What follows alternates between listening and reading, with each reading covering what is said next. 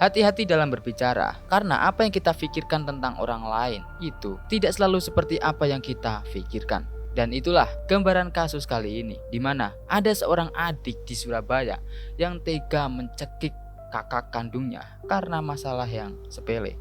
Dan bagaimana cerita detail kasusnya? Kalau udah siap langsung aja. Inilah kasus Putri yang tega menghilangkan nyawa kakaknya karena masalah yang sepele. Let's go.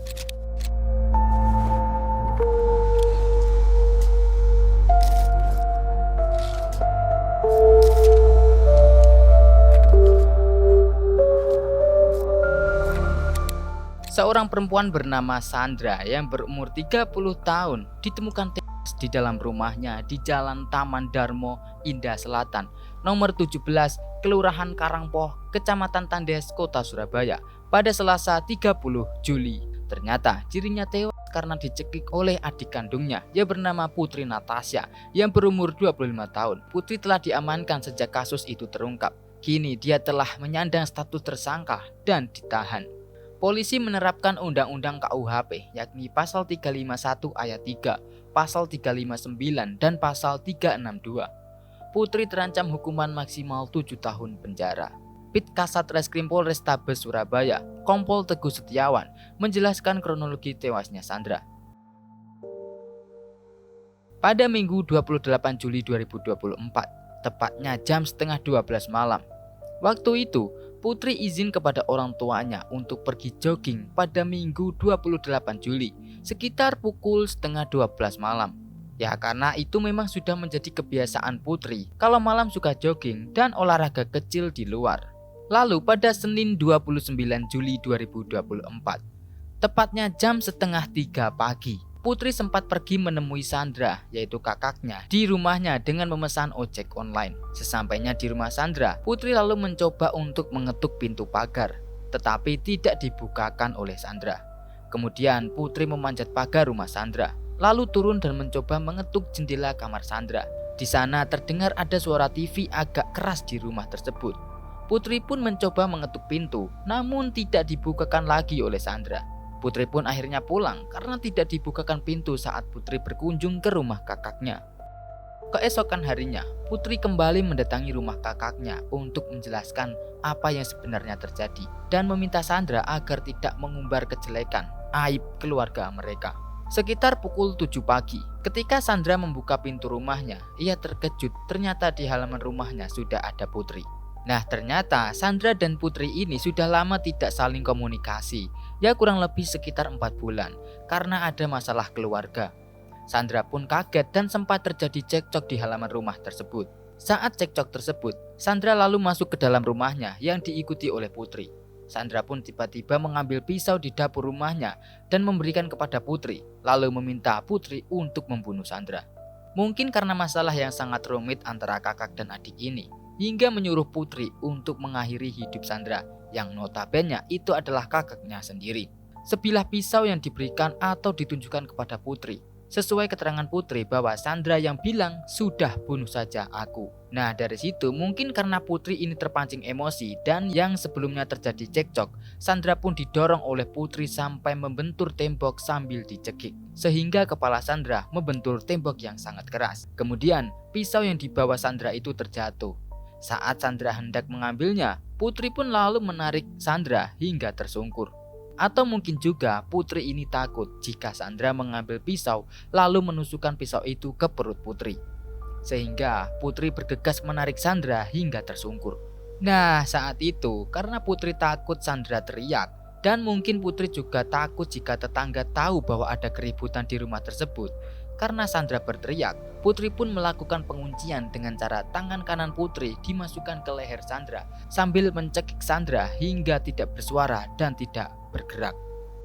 Dari keterangan Putri, saat dicekik ada cairan yang keluar dari mulut Sandra karena ditekan oleh Putri hingga Sandra tidak bergerak dan tidak bersuara. Putri akhirnya sadar apa yang telah dirinya lakukan kepada Sandra dan Putri pun mencoba membangunkan kakaknya, namun tidak ada reaksi sama sekali.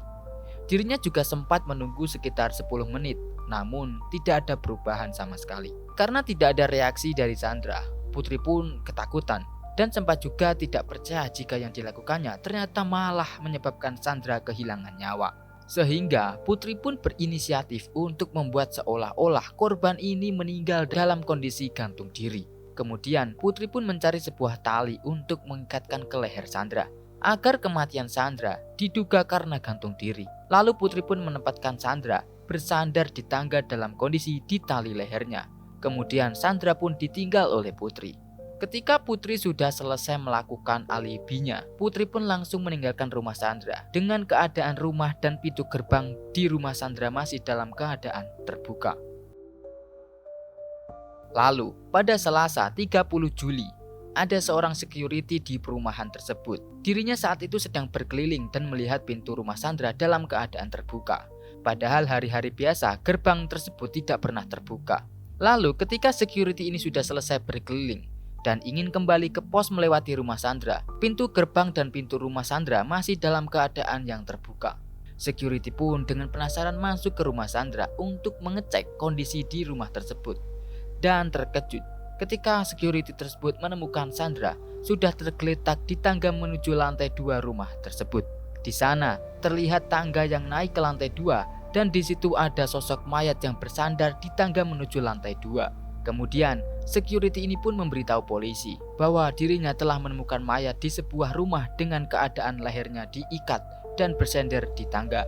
Nah, setelah mendapat laporan dari security tersebut, para polisi pun bergegas menuju rumah tersebut dan melakukan olah TKP, prarekonstruksi dan pemeriksaan saksi-saksi, lalu menetapkan Putri sebagai tersangka. Adapun alasan Putri melakukan hal tersebut karena dendam kepada Sandra yang berperilaku semena-mena kepada dirinya dan juga orang tuanya. Putri ketika itu mengatakan bahwa dulu Sandra bersama orang tuanya, bersama Putri dan juga adiknya yang ketiga tinggal di satu rumah, yaitu TKP, tempat kejadian perkara. Namun sejak 4 bulan lalu sering terjadi cekcok hingga mereka semua keluar dari rumah dan memilih kos di Wisma Tengger. Atas cekcok tersebut, Putri dan Sandra sempat tidak saling tegur sapa. Terlebih, Putri juga diketahui menggunakan uang perusahaan. Hal itu dianggap aib dan diumbar oleh Sandra ke orang lain. Ketika itu, pihak perusahaan di tempat Putri kerja sempat mendatangi rumah lamanya, yaitu TKP. Lalu di sana Sandra menjelaskan semuanya tentang Putri bahwa adiknya telah pindah. Berita ini terdengar ke telinga adik korban yang ketiga, hingga membuatnya malu dan menyampaikan kepada Putri. Selain itu, Putri juga mengaku bahwa Sandra juga membuat sedih ibunya karena masalahnya, serta Sandra mengumbar aibnya. Putri ini mencoba mengklarifikasi masalahnya kepada Sandra, agar Sandra tak ikut campur masalah pribadinya. Namun Sandra tetap membicarakan kejelekan adiknya ke orang lain. Selain itu, Sandra juga sering mengumbar kejelekan ibunya dan Putri. Atau mungkin Sandra merasa dirinya dianaktirikan, sehingga Sandra mengumbar aib adiknya dan ibunya ke semua orang. Dari itulah Putri mencoba menjelaskan bahwa apa yang sebenarnya terjadi tidak seperti yang Sandra tahu. Namun Sandra selalu saja mengumbar aib adiknya dan akhirnya terjadi insiden Putri mencekik Sandra hingga menghilangkan nyawa Sandra. Mungkin karena Putri kesal, Sandra tidak mau menerima penjelasan dari Putri bahwa Putri sudah menjelaskan tentang pribadinya dan juga ibunya. Tetapi Sandra malah membantah adiknya, hingga Putri pun emosi dan mencekik Sandra sampai nyawa Sandra melayang.